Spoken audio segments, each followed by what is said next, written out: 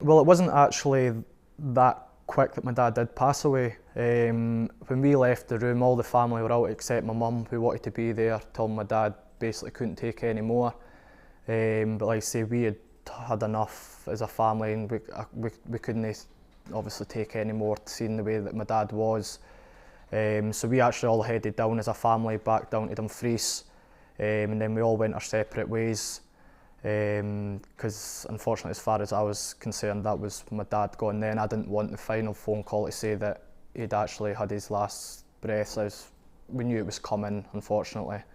But my mum actually stayed by his bedside throughout the whole thing, and he fought for about 6.5 hours on his own with no support machine. So it was just a matter of kind of getting on with things that day, and like I say, we maybe got back down the road for tea time, and I still received a phone call from my brother, which was 10:02 at night, to say that officially that was my dad had had enough. It would have been very hard for my mum. But like I say, she was by his side throughout the whole thing, and she had a few hours on her own, which in a way would have been a wee bit nice, that she could obviously say what she needed to say and just be there for my dad. And then she was actually put up in the hotel next to the hospital because Mum had made the decision and asked if we'd all be happy to go, but she wanted to stay throughout the whole basically the whole last bit of my dad.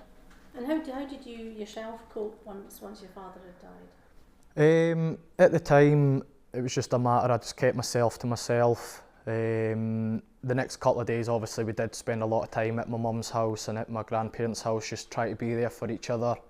It's very difficult because everyone deals with things like bereavement in different ways, and we're a very close family, like I say, with him.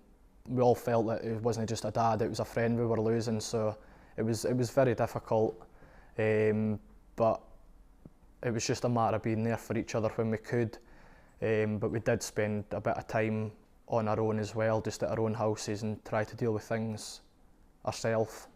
Because it obviously it's too much tension on everybody, just constantly trying to be there. And you know, if somebody's getting to cope with things a wee bit better until obviously the arrangements for funerals and everything, if somebody's wanting a quiet 10 minutes but you're in their face wanting a bit of support, it's difficult to get that happy medium, because as much as you want to be there, you don't want to make it too awkward by, like I say, because everyone deals with it different.